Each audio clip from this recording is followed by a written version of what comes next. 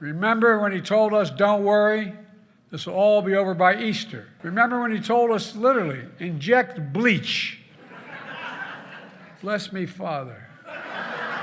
President Joe Biden traveled to Scranton, Pennsylvania yesterday, a place of much lore in the Biden. Biden likes talking about Scranton, I guess I would say. I don't know what word I'm necessarily looking for there. And President Joe Biden now really starting the 2024 campaign in earnest. I'm not going to lie. I'm not going to tell you, hey, this was the most exciting speech I've ever seen. The energy was just unbelievable. But President Joe Biden continuing to soberly and calmly and carefully pick apart the competing vision that his opponent, Donald Trump, has for the United States of America. And certainly part of what makes Trump sort of disconnected from the plight of the average person is that Donald Trump, it's not just that Trump is wealthy, it's that Trump inherited his wealth and was really born into a way of living that puts him very much at odds with the experience of the average American. You know, people like Donald Trump learn very different lessons. He learned the best way to get rich is inherited. Not a bad way. He learned that paying taxes was something people who work for a living did, not him. He learned that telling people you're fired was something to laugh about. I guess that's how you look at the world when you're in Park Avenue in Mar-a-Lago. But if you grew up in a place like Scranton, nobody handed you anything. You know, these are carefully crafted political speeches, but there's a lot of truth there. Trump said he's smart for figuring out how not to pay taxes.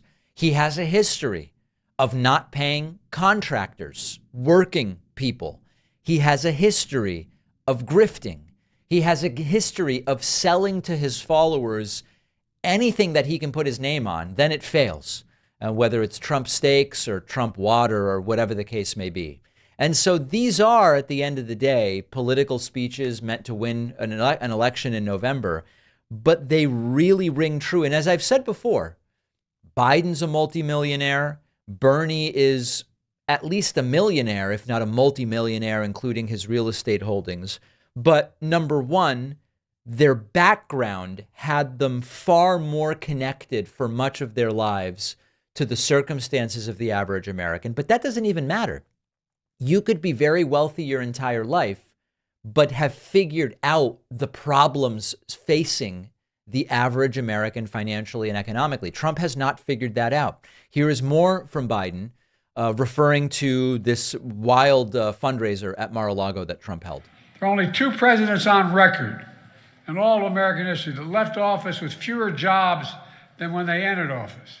Herbert Hoover, and yes, Donald Herbert Hoover Trump. Look,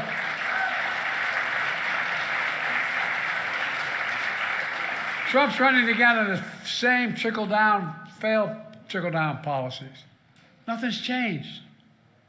Just a few months ago at a closed-door event in Mar-a-Lago, he told his millionaire and billionaire donors the following, this is a quote, "You're rich as hell, and we're going to give you tax cuts," end of quote.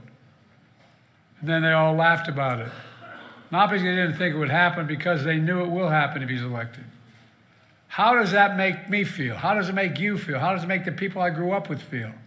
Now, you don't have to advocate for higher taxes to recognize that the priority of lowering them for the richest of the rich is both morally inconsistent with what the country should be doing right now and also bad economics. You can argue, and by the way, I'm on the left, and I'm a social democrat on the left. I just was interviewed on the Iced Coffee Hour in Las Vegas a couple of weeks ago. And I said, it's not a big thing for me to go around raising taxes, but we certainly shouldn't be lowering them on the very rich. Loopholes do need to be eliminated, and we do need to rethink some of our spending priorities. You don't have to go around saying, because a lot of the reactions to Biden's speech yesterday were, Biden just wants to raise taxes and raise them on everybody. First of all, no, he doesn't. He's made that clear. And secondly, there's a difference between saying, let's not go out of our way to lower taxes for Trump and his ultra-rich cronies versus saying, we may be taxed enough, particularly at most of the income range. One last comment from Joe Biden yesterday in Scranton, where he did make reference to Donald Trump and the idea of injecting bleach to prevent or treat COVID. That was quite a day several years ago.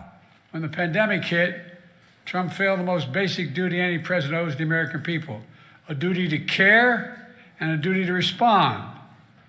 Remember when he told us, don't worry, this will all be over by Easter.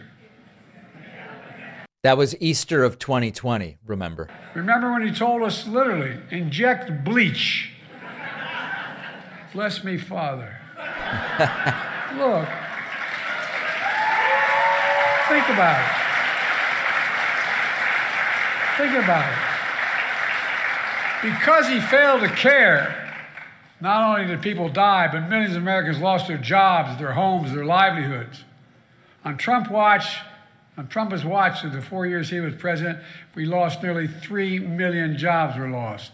All right. So certainly the jobs record is very, very clear. COVID did play a role in that. A reasonably good speech by President Joe Biden. I'm curious what the campaign strategy is going to be. With Trump not in his basement, but in a courtroom, it's not totally clear how much campaign activity Trump's going to be able to do. My guess is he will be doing rallies on weekends around his criminal trials. We'll see what Biden has in store, but a certainly sensible and accurate critique of what it is Trump brings to the table ideologically from a personal finance standpoint, and it is not what this country needs. It is time to start thinking like voters and to make sure that kids understand the importance of voting, how it works, registering, ballot initiatives, because so many kids just have no idea.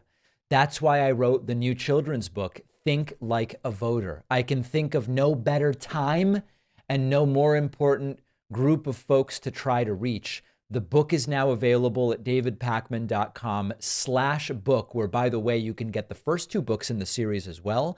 Think Like a Detective and Think Like a Scientist. Really important stuff.